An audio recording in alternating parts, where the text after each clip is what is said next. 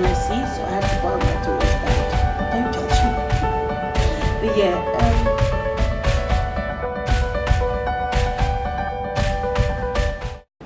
hey guys, it's Felicity. So I'm in hospital, but I thought I'd take a minute just to have a conversation with you guys. We're outside of the movement because it's a little bit more quiet than it is on the ward. Yes, I changed my top just so I can look decent for you guys. But yeah, wanted to talk to you guys a little bit about being a mum and having sickle cell, because I had a lot of people ask me, you know, what the struggles are and, you know, how hard it is. So yeah, let's get into it. I don't know why I'm so hyper today. Yep. Okay, so what are we talking about again? How sickle cell affects your motherhood. Right. Okay, so let's start. I think generally having kids is a big decision, and it's quite hard to raise kids. But when you have sickle cell, and I know, you know, it affects when you generally feel sick, it's generally hard to raise kids, but I can only speak from my perspective. So with me, with my son, he wasn't planned. So I had an operation for my hernia in my stomach, and we did a test. They sort of test you before, you know, they do any operations in your belly. And I don't think the lady bothered to check, because I think at the time, having sickle cell meant, when you're not really educated, a lot of people weren't educated about sickle cell then. So I think she just assumed that I have sickle cell and I can't have kids. She joined both of them together, which was sad to think of now, and how, you know, much education wasn't there at the time. But yeah, she didn't check whether or not I was pregnant or not. So after the operation, I'm quite freaking with my cycle. So nothing came.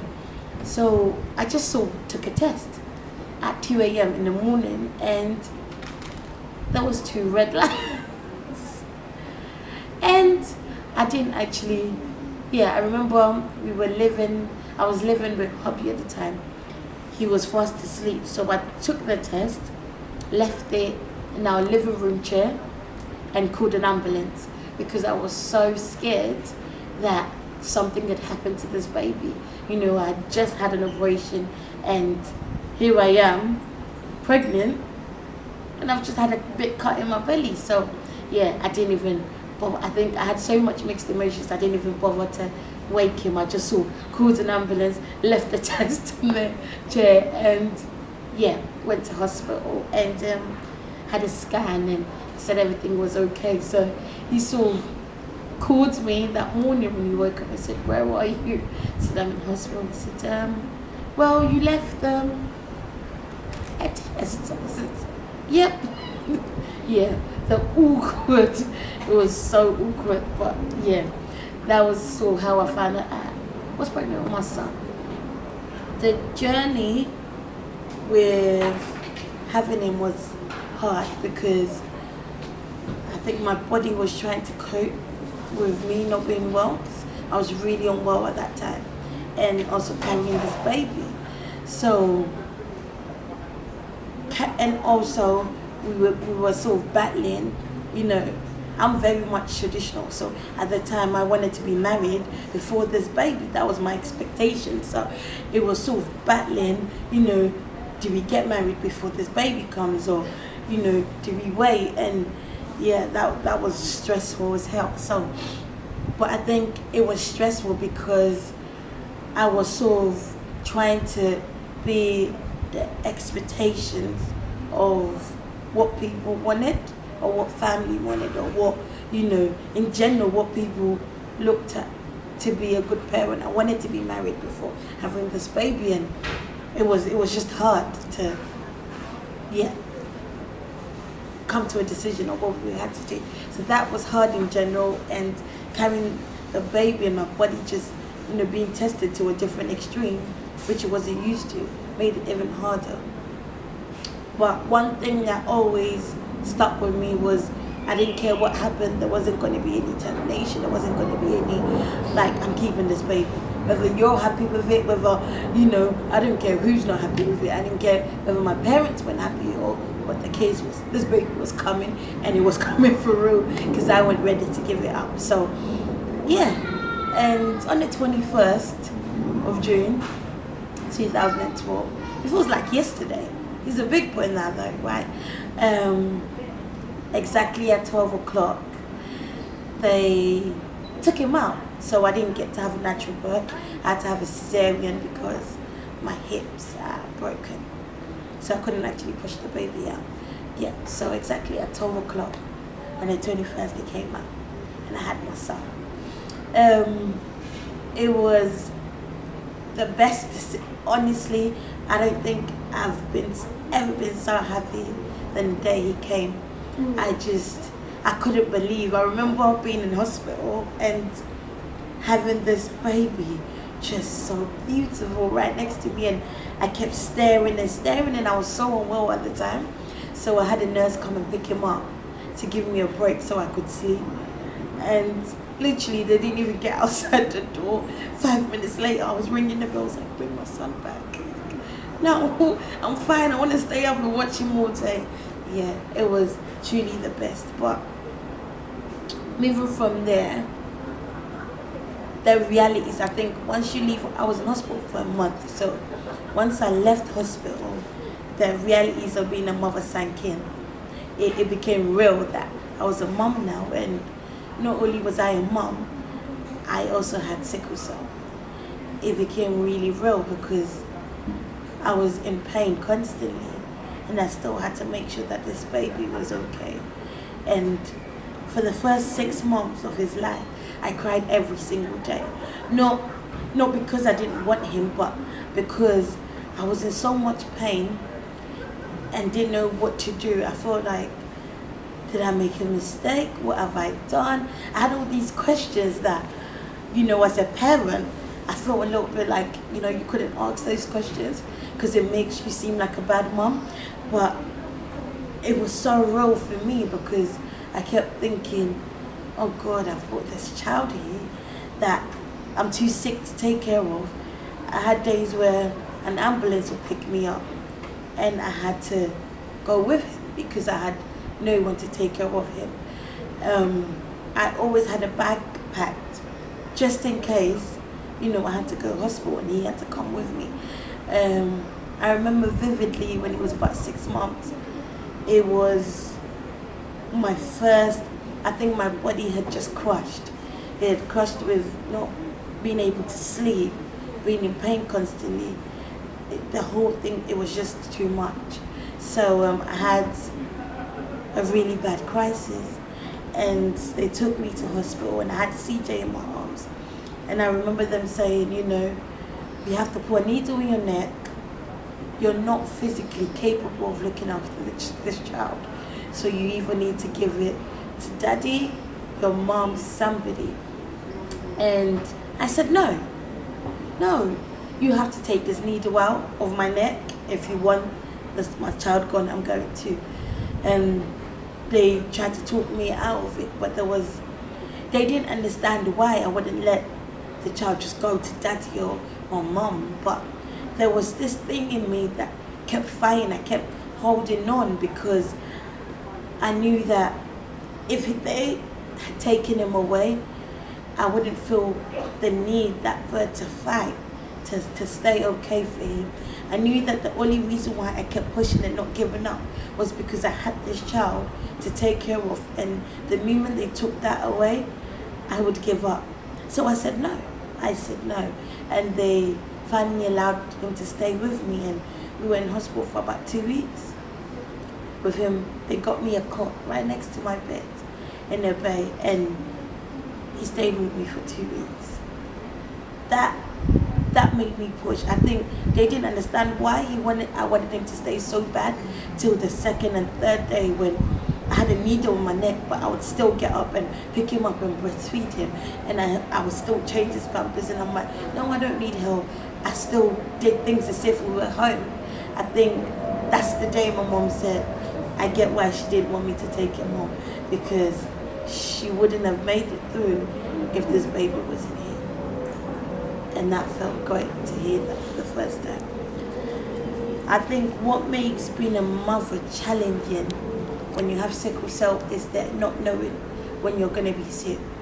Because I have good days, I have days where I'm like, yeah, I'm okay, and let's do this, let's do that, and any minute the pain just comes and says, hey, I'm here now, and I have to stop whatever I was doing, whether it be taking the kids to the park, whether it be I was cooking, whether it be I was out at my friend's birthday. It doesn't matter where it is, I need to go and treat this pain, because it only escalates, it only gets worse, and that's not what I want. And I think that's the thing that makes being a mom difficult, because I've had days where I'm home with the kids and the pain is so bad, I have to call an ambulance and get both of them, literally take them with me to hospital.